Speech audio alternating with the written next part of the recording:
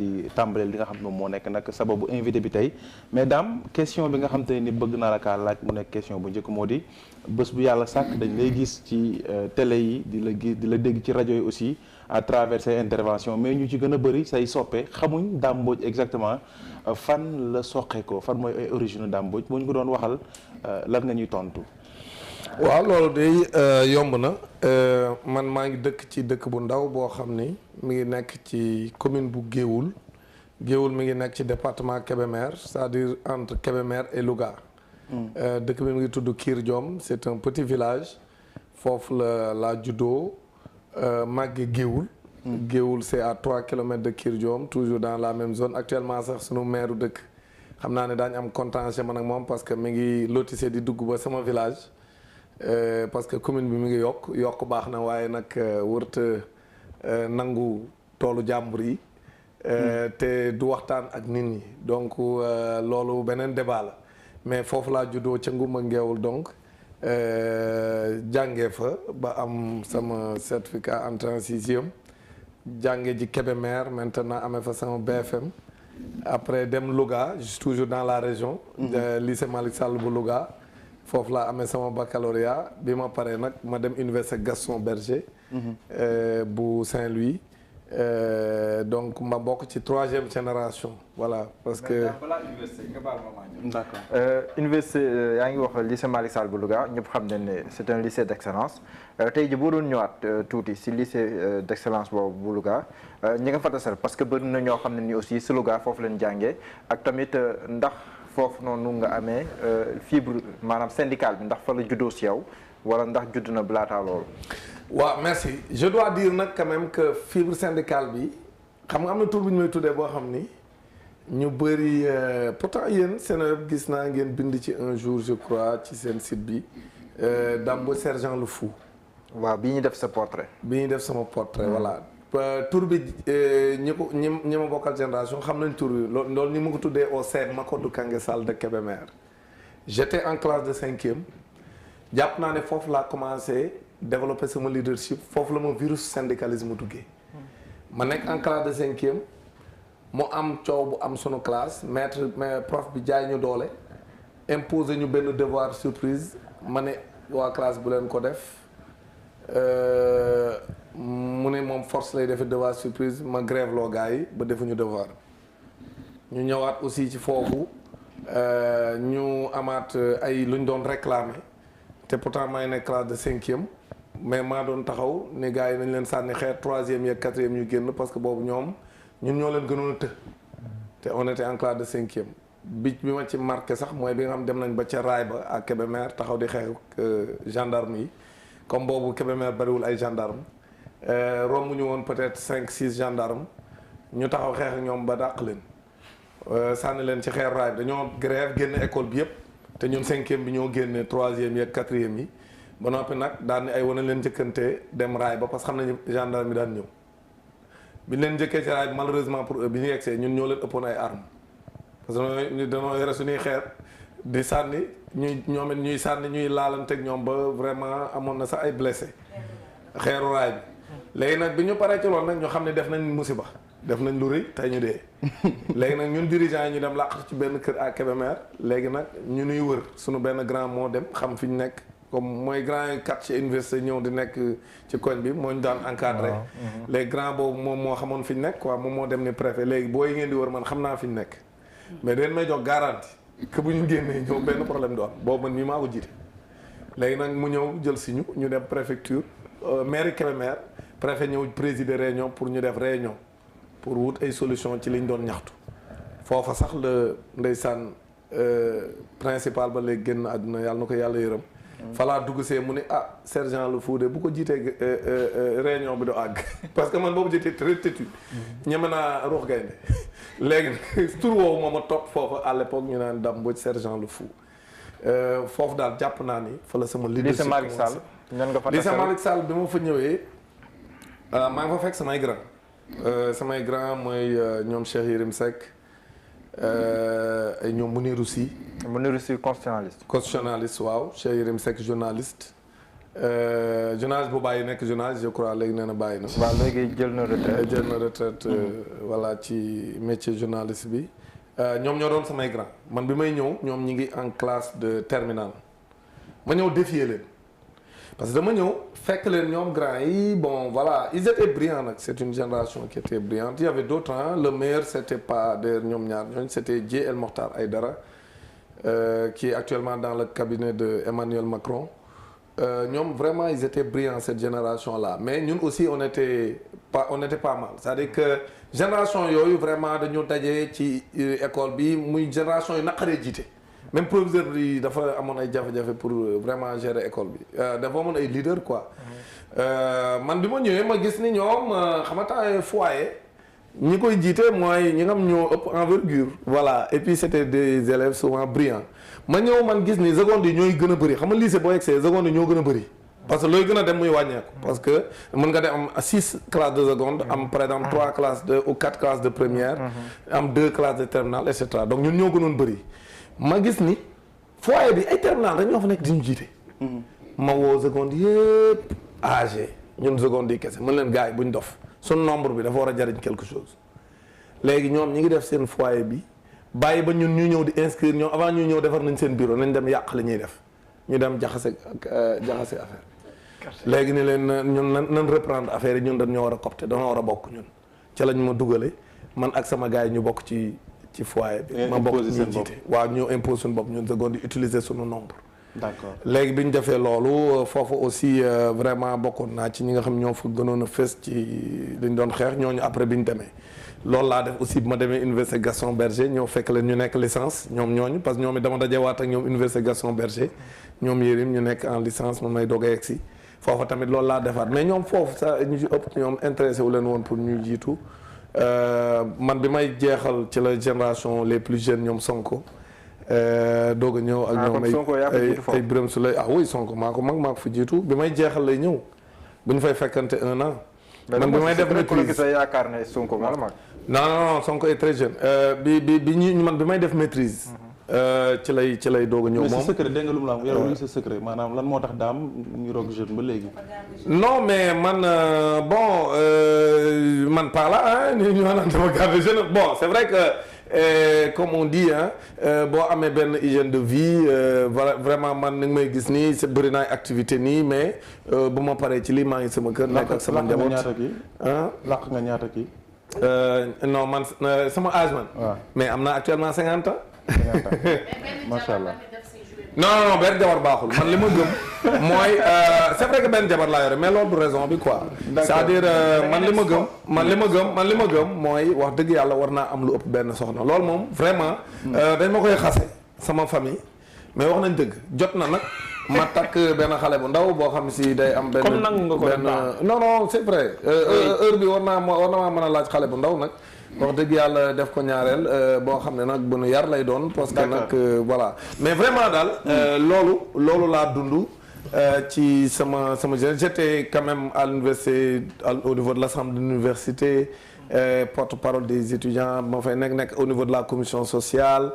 nekk au niveau de la coordination des étudiants dama mos a nekk nit ku bëgg jiite vraiment bu ma nekkee ak samay moroom damay bëgg bokk ci ñi nga xam ñoom ñooy nekk kàngam yi di wax ci turu étudiants yi et cetera loolu laa mos a gëm bi ma nekk élève déjà mais bi ma nekk géewul aussi j'étais le président du foyer des jeunes et cetera man de tout temps dama mos a engagé wu yaa ngi nekk leader mos a engagé wu bëgg naa nga ñëw ci dégg naa ay jamono arbitre nga woon mais après dinañ si ñëw mais daam football waaw dégg naa ko waaw j'ai arbitré dem naa ba district boobu université Gaston Berger ma fay nekk sax maa ngi doon def sama formation pour mënoon naa ko ne j'avais l'ambition d'être un fédéral j'étais un bon arbitre parce que aayu ma woon ci football quoi parce que man football naa nawetaan mais cuune laa woon benn latéral nag mosuma ñe benn ailier mosuma ñëwee parce que latéral gauche laa woon ailier bu nar a dajeeg man nawetaan guddi gi dañ naa la tey nga tey suba tam buñ ngay defeel mais nag man dama doon gagné rek quoi dama doon gagné bu la sa entraîneur woowee sax damay dem sax di déglu la sa entraîneur di wax boo ñëwee man la boo ko defee rek daggal c'est-à-dire dama lay serré marquage à la culotte man loolu laa doon def may nekk ci nawetaan parce que man aayu ma woon mais amoon naa xadar. jom am xadar voilà dama lay teg pression ba ailier bi vraiment pression moo koy teg day yàkkamti match bi jeex. voilà donc genre kii yooyu laa def. bëggoon naa xam aussi daam ba xam aussi comme ni ko yenn ci ndaw di dundee jamono jii nii fii ci Sénégal moo di jamono ju tar maanaam nga xëy 100 francs nekk sa poche wala sax du fa nekk ngay lënti pour lijjanti loo jëndee café wala loo jëndee dara est-ce que yow daam loolu yow dund nga ko ci sa life. ah oui ça je l'ai vécu parce que man comme ni ma ko waxee ñëw mën a juddu fekk ay parents yu jal bi parce que loolu c'est important xam nga am na ñoo xam dañoo judd rek ay fekk ay parents yu defar immeuble. xam nga ñooñu moom souvent damay wax ni wax dëgg yàlla ñoom am nañu mérite peut-être bu ñu yokkee mais dañuy ñëw fekk jal bi kawe. man fekkuma jal bu kawee quand même bon fekk naa ay waajur yoo xam yar nañ ma am ay revenus modestes ma nekk tout tànk dund lu metti des fois nga xëy jàngi nekk ci ay tumuranke bu ñu nettali maanaam jamono ju taroon ci daam. waaw non tar loolu am na mais xam nga day toll yoo xam ni boo ko fàttalee mun na xaw a frustré parce que xam nga ñun bi ñuy jàng dañ doon joxe xaw ma ndax comprendre nga fi may waxee. xam naa ay xam nga léegi jàng dafa neex léegi jàngaani quoi xam nga ñun léegi damay wax ni génération yi léegi avec ce qu'on appelle l'élargissement de la carte scolaire nga xam léegi dëkk yu ndaw ndawaan yëpp am na école. man bi may jàng CM2 Géoul dama koy wax élèves Géoul nga xam léegi sax ñu ngi fay defar université l'université de Géoul bu Mary Teuw Niane bi noonu laa ko tuddee ba léegi mënut a pare moom moo ko créé non créé na l'université de Géoul ñi ngi tabax yaa nga fa mais ba léegi yeggul quoi mais je veux dire léegi Géoul am na lycée am na ñaari CEM am na beaucoup d'écoles élémentaires quartier boo dem am na école élémentaire mais ñun bi ñuy jàng ak Géoul benn école élémentaire moo amoon boo jàngee ba école tëj booy def entrée en sixième sax mënoo ko fa defee. da ngay dem Kébémer pour dem defi ji entrée en sixième. donc mooy sa première génn. en tant que xale. loolu dund nañ ko nga xam da ngay ñëw jàng ba école tëj léegi nag ngeen dem na Kébémer defi examen. dëkk yooyu yëpp muy ay Daaru Musti ak yeneen yeeg yëpp quoi boobu ñoom Modou Diagne Fada ñoo doon suñuy grand moom mu dëkk Daaru Musti mais dund nañ loolu muy lu metti parce que nga jóge ci say waajur moo tax ma xale yi léegi ci dëkk yëpp à commencer par Géoul ma leen yéen vous avez tout devant vous mais d'ailleurs moo tax sax dañ ni jàng dafa ànd ak tumuranke man li ma gëm mooy xale buy jàng mu am tuuti tumuranke baax na ci boo ko waxee nag ñenn ñi toujours ak théorie yi ñu yore dañ naan non et cetera parce que man châtiment corporel bokk naa ñi nga xam man gëw man dañ ko war a dindi boo ko waxee nag tey jii ñu attaqué te ma parce que à chaque fois moo wax yooyu waaw oui parce que biñ dindee châtiment corporel ci la xale yi commencé def leen neex daan na léegi ñun faaleetuñ maître bi parce que xale caw ko wàññiwul dara yaay moo gën a bëgg doom bu caw doomam da koo bëgg a rey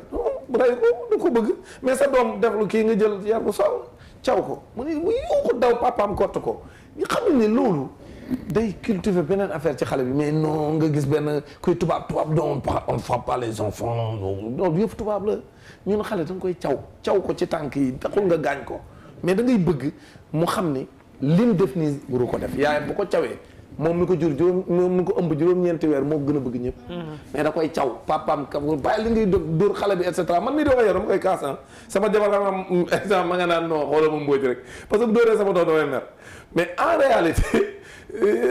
yaay kenn gënu koo bëgg doom mais jàngalekat aussi noonu la mel dafa bëgg élève am mais caw xale boobu ñu dindi ci njàng mi c'est une catastrophe te ay théorie importée toujours comme ni ma koy wax de ay tubaab ko lawal ci seen réew nga xam ne foofa la doom di taxaw ne yaayam maman tu mens kon bu nekkee fii Sénégal xale yi commencé wax maman tu mens mais c'est normal parce que ñun la ñu lay def rek la ñuy def fii donc yar boobu c'est important ñun dañu doon yar xam nga donc nga dund tumuranke tuuti parce que jàng bu ànd ak tumuranke dafa baax xale bi tumuranke day xam ëllëg responsabilité mais xale boo xam si dafa judd ci clim léppam di nekk ci kii buy dem école dañ koy couver nekk toujours bébé mais chauffeur bi taxaw di ko xaar mais xale boobu dañ koy couver ba nga xam ne boobu màggee day am lu ko manqué parce que tumuranke tuuti dafa baax ci xale loolu c'est important jàng dafa ànd ak tuuti tumuranke mais jàng boo xam ci confort nga nekk du préscolaire jusqu'à l'université day tax nga manqué maturité xale bi def loolu day manqué maturité moo tax xale yi doo gis léegi bu ñu paree bay liggéey da ngay gis ni boo leen gisee ci seen entreprise yi xale yi dund loolu laay wax bien sûr da ngay gis ni même bu ñu amee une bonne formation léegi la leen di manqué mooy la formation de la rue la formation de la jeunesse bi nga xam dañuy jonjoon teg yenn jafe-jafe yi parce que may ñu leen benn moment boo xam si dund nañ seen affaire xale dund nañ ay jafe-jafe xale loolu baaxul ci yar donc man dund naa loolu lépp dund jafe-jafe yi ba rek ñëw war a jàngi añu nga dem jàngiwaat wàcc ñëw war a jàngiwaat añ bi parewul et cetera voilà pardon non loolu ay wax la gis nga waxuma la xiifal non gars yi contraire sax lañ wax mais xale bu suuree du mën a jàng nelaw ci topp xale boo xam si dañ koo defal lépp goûter yi ak lépp na ci saag bi muy lekk bu suur extra gis nga xale boobu du concentré wu sax motivation ba mu laaj du ko am mais ngay ñu sentir ne yow mi yaa ngi xiif yenn saa yi loolu day tax nga am jom kon daal yow d'accord ci politique u cantine à l'école yeeg yooyu non cantine à l'école yi mënatu la ñàkk parce que ni ñuy dunde léegi la li may wax ni man nag je reconnais aussi que yi may wax contexte yooyu jeex na loolu aussi mooy dëgg parce que contexte yi nekk léegi dafa am un phénomène d'urbanisation à outrance boo xam ne moo tax loola ñu doon dund ñun ñii xale yi mëntuñ ko dund. voilà donc fii bu ñu fa deful loolu xale yi mais ñun foofu dañ doon nekk ci école bi bu midi jotee ñu wàcc dem kër ga bu ñu paree dellu si waat 15 heures et cetera donc te xale yi suñu leen bëggee téye nag quand même 8 heures ba 17 heures wala ba 16 heures du ñu lekk dara kooku tam baaxul ci jàng mais man li ma gëm daal mooy jàng day ànd ak tuuti tumuranke man tumuranke naa comme bu revenir ci question bi nga laaj vraiment dund lu metti en tant que par exemple koo xam dafa dëkk ci ak ay parents yoo xam amuñu moyen ba noom ñu koy joxe ci ay kër yoo xam ne tamit effectivement amuñu moyen ngay dund loolu quand même di toog di xiif nga xam ne dañ daan toog parce que man am nay moment yoo xam ni dund naa lu métti loo xam da ngay gis ko boo amee sa benn xarit bu mën a jënd fukki dërëmu gerte caaf booba nag fukki dërëmu gerte caaf day bëri ah oui non du comme léegi copp gerte caaf bi ñu joxe nii fukki dërëm non bu njëkk boo daan jënd fukki dërëmu gerte caaf parce que laxas ñaar maanaam ñu am laxas ñaar dërëm waaw buñ ne boo daan jënd fukki dërëm nga am comme fukki dërëm ba pour payer gerte bañ jënd fukki dërëmu gerte caaf non dañuy mën a lekk lu baax waaw boole ko ak mburu yëpp ay tu mën a xeeb mais daam yow daan nga dem di sàcc mango loolu lépp def naa ko tëb ci toolu jàmbur sàcc mango ñoo jàpp leen andi sa papa jàpp la dóor ba ngay bëgg de ne la man dama juruma doom ji sàcc mais yenn saa yi nga sàcc rëcc ak dem sàcc xaal toolu xaalu jàmbur ngumba ngeewul li ma ko def kenn xamul noonu te ma waa ngumba yi may seetaan toolu bàyyi xëy ndaw lañ daan wax ci toolu bàyyi xëy ndaw dama nekkoon paa boo xam ne dafa mënoon xaalam da daan neex ba noppi toolu xaal bi soriwul non tur yi rek dafa nuroo xaal waaw dafa voilà bàyyi xëy ndaw tool bi da daan jege dëkkuwaay bi mooy toolu tukkër bi quoi yi gën a jege kër dëkk bi voilà nga xam ne guddi gi dañuy bàyyi ba guddi gi ñu dem sàcc xaal mooy moment bi nawet bi di jeex noonu xam nga xaal moom bu demee ba tawatul presque ci lay balay bi jàpp ko mu saf suukar léegi nag bu ñu demee ba guddi ñu sàcc xaal parce que guddi gi daan nañ def ñaar yi maanaam wër ci yenn kër yi sàcc reer ba la fa des sàcc reer ba la fa des daam bool dof ko non bool dof sax xam nga bool dof mooy ñu añ ba pare denc ci desit bu nee ba ca kanam ba xale yi xiif ñu génn leen bool dof mais bii nii dañuy reer nga bàyyi bañ tëdd li ñu togg noonu pour war a xëy ndékkee ko wala nga bàyyi bu waa kër gi tëdd nga xam nga waañi ba day sori waaw waañi non seulement day sori mais du am buntu du am dara ngeen dem birig lañ daan tëjee kubéer gi pour bañ kañe ngeen dem ni coppet cin li coppet cin li kenn du ko dégg ngeen dem ba ca mbedd ma teg ko fa ni ko réel dem jël beneen kër ni ko réel ba ñëpp suur ñu dem ci àll bi dem sàcc xaal deseeru doog a tëdd yooyu yëpp def nañ ko attaque xale yooyu dund nañ ko macha allah xam nga xale nag yooyu laay wax xam nga léegi soo xale moo tax ma ne contexte yi bokkutoon xam nga léegi xale yi nga am ci ay tubaabe lañ dund nekk ci milieu confort xam nga xamuñu yi may wax nii xam naa bu ñu ko déggee sax ñu ngi naan mais kii non mais man sama benn grand nee na moyul xale bu góor muy wéet nay fow yi di dóor dàqe di tapp suuf buy wéet rek xel mi di dem ci njaalo buy wéet xel mi di dem ci njaalo et puis da koy formé xam nga ñu bëri du ñu xam ni nga jël sa doom tëj ko tëj ba mu am 20 ans rek mooy yow adulte bébé nga yore rek xam nga lu tax parce que moom dundul lii tax mu forgé wu parce que foo ci koñ bi dem di xeex ci koñ bi ñëwaat jooy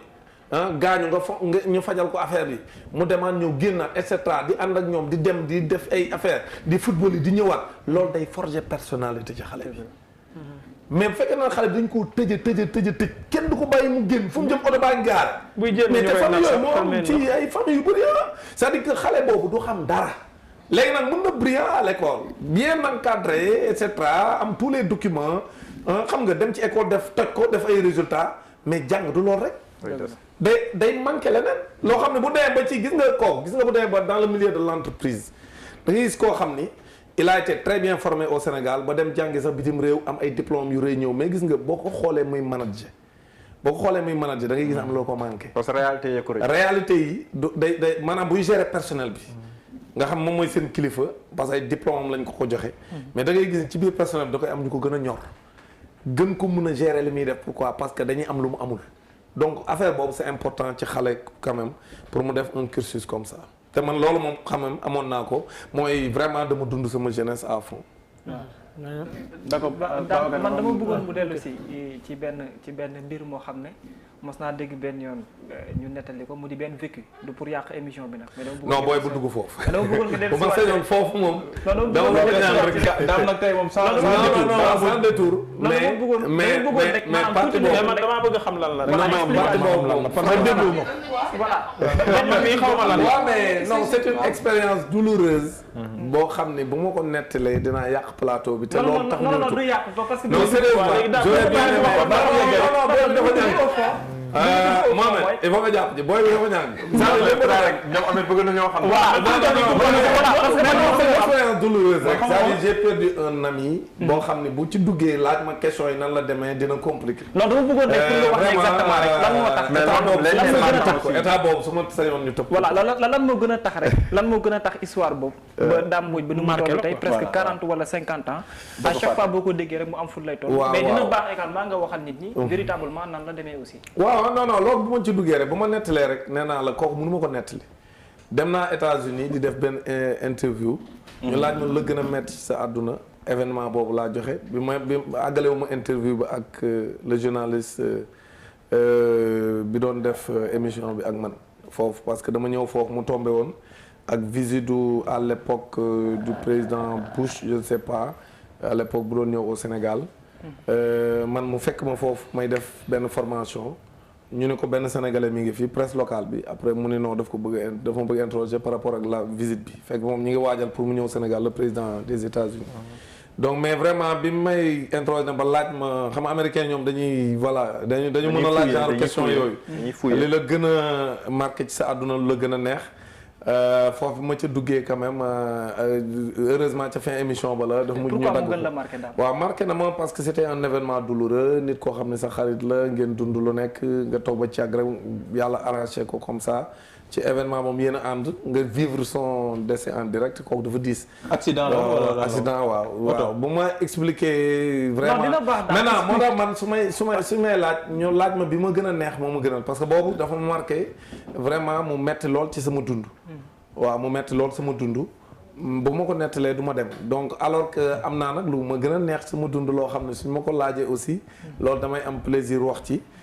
parce que loolu ñaari événement yooyu ñooy événement yi ma marqué ci sama àdduna mooy bi nga xam ne si mënuma ci wax parce que mais nous sommes en mois de Ramadan occasion la sax kooku nga xam te ni sax la woon nga non loolu kay mën naa ko ñaanal parce que ñu ngi koy ñaanal parce que Samba Diop yàlla xaare ko àjjana moom aussi ay mbiru nawetaan lañ bokkoon rek jeunesse rek moo ñu boole woon moo ma magoon sax moo ma magoon foofu mais man dama mos a waane daaw ma ànd ak samay morom loolu aussi bokk na ci waane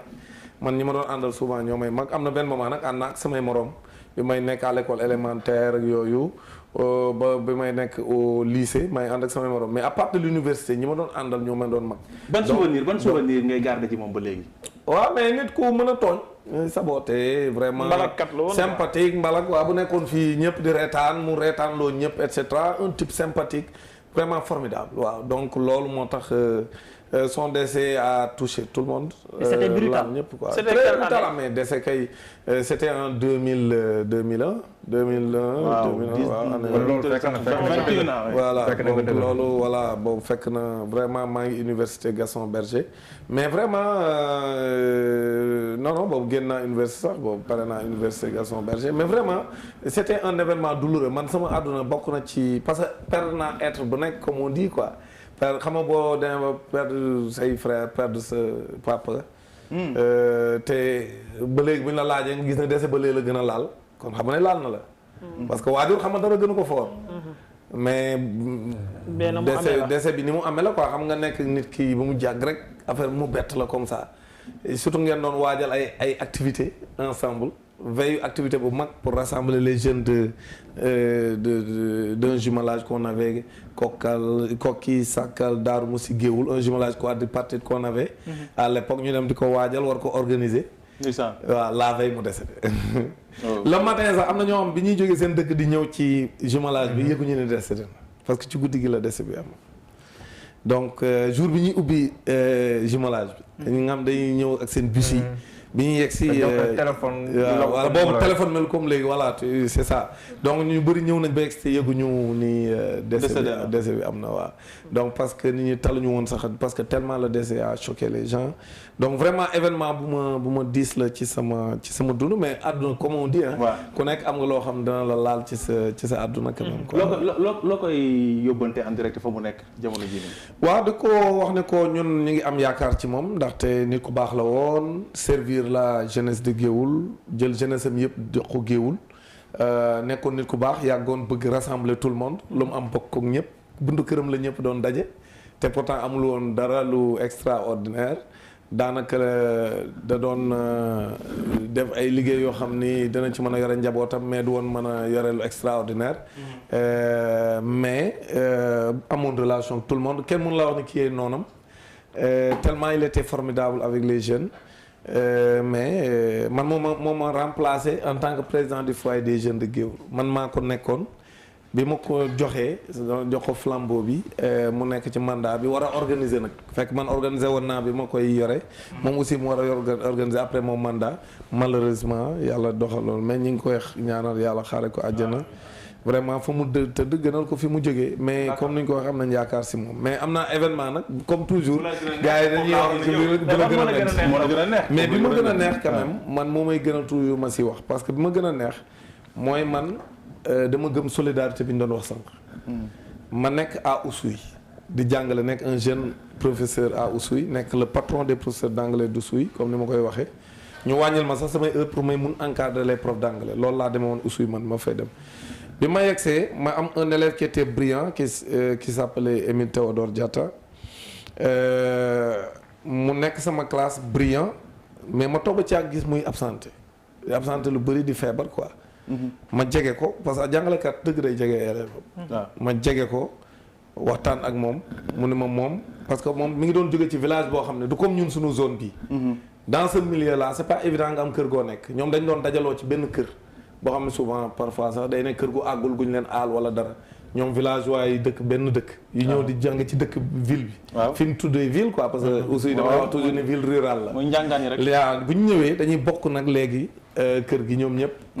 ku ci nekk bu ñu xëyee nga cotiser ceeb ñu togg cotiser li ñuy def yëpp ñuy cotiser quoi seen biir entre élèves di lekk ku jàngiwul midi ba ku am cours midi yaay togg ñi des tamit ñu def calculer ko daal ba ku nekk xam li ngay def léegi nag mu nekk ci milieu boobu vraiment di lekk ceeb te allergique ko quoi ceeb bu bëri quoi am na ñoo xam ne dañu allergique ceeb bu ñu ko dee lekk lu bëri day feeñ seen yaram bon mu dem ba médecin bi wax ni loolu la soupçonné ni moom la quoi léegi nag te moom foofu lay lekkee ci ñoom moo ko laajee mun ma loolu bokk na ci raison yi ma ñëw toog ak sama collègue yi comme ñun dañuy def popot quoi ñun jàngalekat yi waaw c'est-à-dire prof yi dañ bokk kër ku bu am buñ jabar jël benn bon bu ñuy toggal fin du mois ku nekk cotiser 30 000 wala 35 000 d'ailleurs yéenay nekk patron dëkk bi wax day neex wax dëgg yàlla bu ngeen nekkee 7 prof ku nekk joxe 35 000 wala 40 000 vraiment da ngeen dund bu neex quoi ci dëkk yooyu waaw dañuy am élèves yu ñuy fréquenter man dama la doon fréquenter léegi maintenant ma ñëw jour boobu ma ko waxee ma ñëw nag ñuy añ ma ne gars yi man daal dama am benn élève moo bëgg inscrire ci popot bi ñu ne ma luy loolu man leen non dama ko bëgg cotiser mu bokk ci ñun di añandoog ñun di reerandoog ñun parce que condition yi mu nekk moo tax muy feebar léegi nag dama bëgg mu nekk ak ñun après gars yi ne ma léegi loolu dina dis ci yow de xanaa ñu wàññil la muy fay genn wàll gi ma leen yéen daal man bu ngeen d'accord ma fay lépp it ma fay lépp bu fekkee dangeen may wàññil leen ngeen wàññil ma mais man daal dama bëgg mu ñëw di lekk ci ñun gars yi defal ma may fay donc moitié sama part bi moitié bi quoi je sais plus quel est le montant bu dee 35 000 ou 30 000 la moitié ma koy fayal muy lekk ci ñun bu paree dem ñibbi bi mu defee loolu ba ma nit ñi gis amélioration ci ni muy dundee vraiment muy kii ma koy jàppale aussi bu feebaree ma adopté ko sax presque quoi. léegi ñu toog ba ci yàgg rek mu ñëw woo ma mu ñëw ñu toog mu ne ma monsieur ma ne ko am ma dama la soxla ñu añ ba pare nii quoi ma ne ko maa jàmm la mu ne ma man daal monsieur yow doo sama mbokk fii rek nga ma xamee amuñu benn affaire bu ñu liyee lu dul nga may jàngal ma nekk ci jafe-jafe nga jàppale ma ci man xam naa ni jullit lu baax la man dama bëgg a tuub keroog nag am naa lu ma neex mu ne ma dama bëgg a tuub te foofu ñoom du ñuy tuub quand même ci ku leen xam waaw ko xam usuy di nga xam ne tuub yombul parce que am na si topp ma ni mu ne ma waaw man dama bëgg a tuub ma ne ko lii de lu rëy nga ma wax mu ne ma man daal gis naa ni jullit lu baax la bi ma waxee ma waxtaan ceeg kenn ci oustaz ki ma bokkal fa oustaz la ma waxtaan ceeg moom mu ne ma mais yow kay lii am nga lu rëy léegi nag mu nooy def ma ne ko ñu waxtaan ma ne ko mais man bala may dugg ci lii ak milieu bi dama ko xam il faut ma dem waxtaan ak ay njabootam weekend ba ca topp ma jox ko paas mu dem waxtaan ak ay waajuram ñëw ne ma waxtaan na ceeg moom loolu c'était pour ma préparer leen mu dem wax leen ne loolu la bëgg parce que moo ko bëggal boppam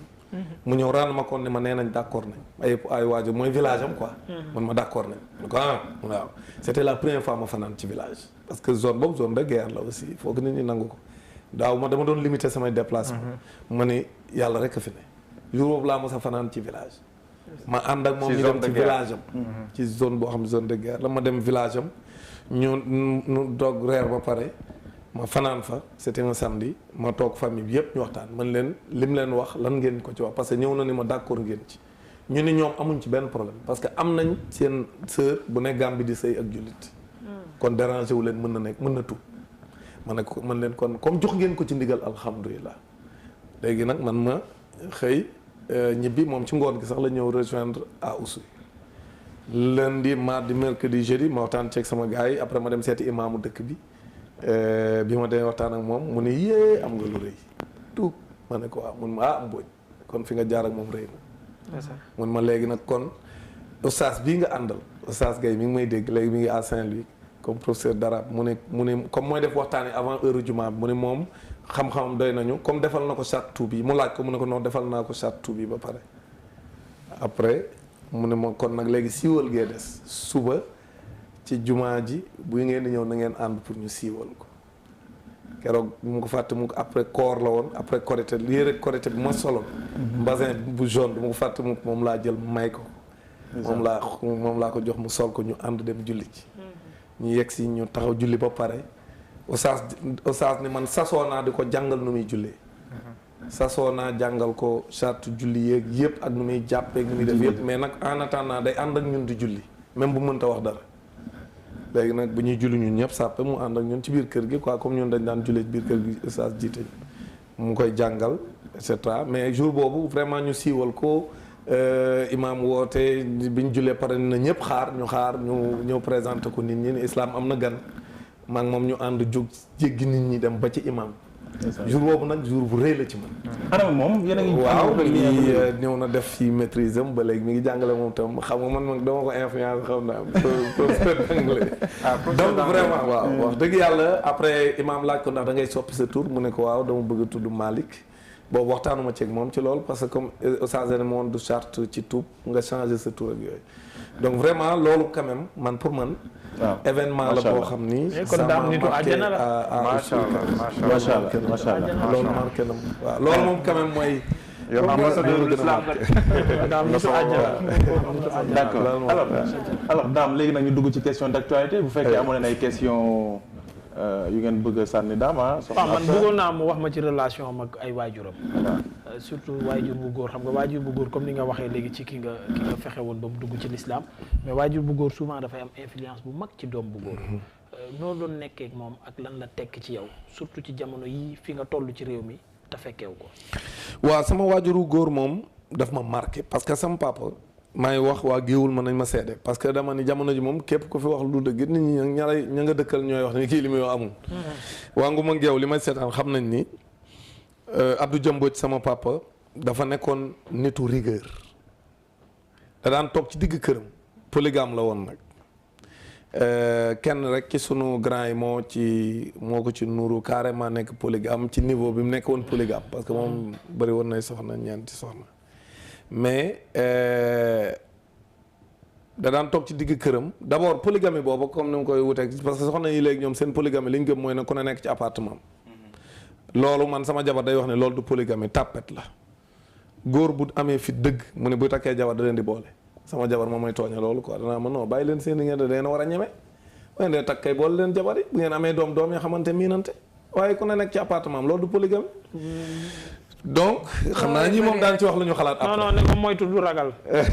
moytu du ragal moytu jotewul ak dara ragal mais mag ñi dañ ko daan def te amul benn problème donc da daan toog ci digg këram ne man sama doom du tooñ man kenn du ma àkk si loolu c'est très important maanaam sama doom buñ ko àkkasee dama koy rey gis nga ñu ñëpp ku ci daan def bêtise malgré ça des fois nga gis ko sàcc def bêtise mais da lay ci sa kaw lay toog day toog ci sa biir bi dóor la dóor yoo xam ne yow boo gisatee kuy tooñ sax dootoo ca bokk loolu c'était une valeur maanaam doomam kenn du ko àksi ni ko sa doom tooñ na ma loolu c'était important beneen bi mooy da daan wax ni moom da daan tailleur la woon sama papa am na jamono géewul ku fa sol lu rafet moo ko ñëw sama papa waaw loolu am na benn tailleur bu mag bu nga xam ne si fii Dakar ci ñu dàq ñëw grand boubou la bokk moo ko jàngal ñëw ba léegi nii waaw moo ko jàngal ñëw te ñu dàq ñëw Dakar la bokk Maodo Dia waaw en tout cas bokk na ci ñi nga xam ne quand même nit ñi ngi koy citer en référence xam nga nag Sénégal tailleur yi dañu taqe koo tagg rek am na keneen ku la mën a taggal keneen ku ko furli comme ni ñu koy waxee mais mu yar ay doom donc ci liggéey aussi parce que daan wax ne moom du yar doom joo xam du liggéey parce que moom da daan bay am toolam amul kenn koo xam da ngay yeewoo ci këram te doo dem di bay donc loolu aussi da daan wax ne képp koo xam da ngaa bëgg a toog ci kër gi te doo dem ànd ak man ci tool yi waaye boo nga wuti nga sàkk foo dem parce que moom du def doomam buur waaw loolu tamit valeur la woon maanaam sa doom da nga koy yar ci liggéey beneen bi mooy këram boo fa nekkee bu waxtu julli jotee da ngay jóg julli maanaam du yar doom joo xam day nekk yéefar ci biir këram loolu du ko nangu maanaam valeur yooyu la doon dawal daal ci biir kër gi di la wax li mu gëm ba nag am rigueur benn doomam yabu ko benn soxnaam yabu ko loolu man noonu lañ ma tàggate yàlla xam na ko am nekk kilifa gu wóor goo xam kenn warantewul ni kii kilifa la. góor yàlla dëgg. waaw man sama papa noonu la meloon. waaw moom kay képp ku def leneen ci doomam jëw nga ko. dafa am rigueur ci lépp lu muy def rigueur la koy defee. loolu nag te man dama am chance bokk ñi nga xam dañ ni ci famille bi ci malgré que macha allah bari nay doom bokk naa ñu gën a nuru physiquement comme ci li may incarné ci beaucoup de valeur li may incarné man ñi xam mag ñi dañ naan ma yow. boo nee tëll ñu xam ne doomu Abdou Dia Mbodj doom yi nag dañ ko nuru ñu bëri ci ñun man bu ma jëlee sama rakk même sama doom bàyyi moo tax dañu nuroo parce que dañ ko nuru moom ay doomam dañ ko nuru mais wax dëgg yàlla góor gu amoon na yërmande la aussi ci ay doomam ak soxnaam mais ci rigueur ba noppi lu mu am partagé ko aussi loolu mi ngi woon ci moom waaw yooyu valeur daal vraiment sama papa tàggat na ma ci malheureusement comme ni ma koy waxee bi may commencé liggéey avant may liggéey ci la génn àdduna parce que mi ngi génn àdduna année bi may def maîtrise Abdou Diouf war a ñëw université duma ko fàtte mukk Abdou Diouf war a ñëw université Gaston Berger war a ñëw pour inaugurer si ay pavillon yu mu fa construire ñun ñu bàyyi boobu maa ngi bokk ci 4 étudiants yi ko waroon recevoir à l'aéroport bokkoon naa ci à Saint-Louis 4 yi buy wàcc ñi ko waroon recevoir ci salon d'honneur man bokkoon naa ci 4 yi donc ñu koy menacé ni bu ñëwee dañ koy sànni xeer à l'université parce que daa am yoon pavillon individuel yi def ci dañu bëggoon mu jël ci engagement dina ko defar li ma naan gars yi toujours booy xeex dara yow doo ko fekkee actuellement moo dee université Gaston Berger benn yoon laa fa dellu je crois dem ci pavillon individuel ya ma grève woon dem visiter ko man ndeysaan fanaanu ma ci benn guddi te ñun ñoo ko grève Abdou Diouf ñu menacé ni bu ñëwee te waxul engagement que da koy construire du dugg ci université bi ak yeneen doléance quoi feu allemand mi Mataw Fall ndeysaan dama ko fàtte mukk ñëw rencontré ñu à l'université ak le gouverneur ak le recteur daan ne léegi jël na engagement yéen wax yëpp ci liste doléance yi da koy def moom ci turu Abdou Diouf da woon xaalis nag am teraanga Abdou Diouf nag jour boobu mer na ci loolu le fait que ñu menacé ko ni du dugg ci université defu loolu xam Abdou Diouf nag doon defante léegi dama ko fàttali ko sama carte malheureusement man la veille sama papa gaañ la veille de l'arrivée de Diouf donc fekkewuma accueil bi mais sama gars yi dem ci accueil bi ñu remplacé ma quoi ci carte étudiants yi ko waroon mais dégg naa Abdou Diouf dafa ñëw ci salon d'honneur bi comme nii menacé leen ni mais yéen ay kan ba may tere ñëw université personne y a pas de zone de non droit dans ce pays vous ne pouvez pas m'empêcher de venir à l'université dina paate man leen bu ko waxoon du ñëw ma ne sama gars yi Abdou Diouf nag dafa bàyyi ba problème bi rek la muy doog wax loolu mais dañ ne woon bu ñëwee forcé dañ koy sànni xeer mais foofu vraiment ñu mujj juboo les recteurs à l'époque naxante pour jàmm am après ñu sama gars yi ànd ak moom ñu dem université donc pour def cérémonie bi au niveau de l'université Gaston Berger moo doon benn visite bi ma fa xam Abdou Diouf def ko avant muy quitter le pouvoir donc vraiment daal loolu moom dund naa ko ci sama jeunesse avec mon papa qui m'a beaucoup marqué quand même parce que nit ku amoon yërmande ci famille am la lu mu am jox leen mais nag yar leen ci diine yar leen ci liggéey yar leen ci ay valeurs loolu moom lu wóor la. jërëjëf Dame ma ñoon ma bàyyi la kon nga wéyal dugg ci beneen thème bi. d'accord ñu dugg ci wàllum actualité bi ñuy njëkkee nag moo di coowal li nga xam ne moo nekk grande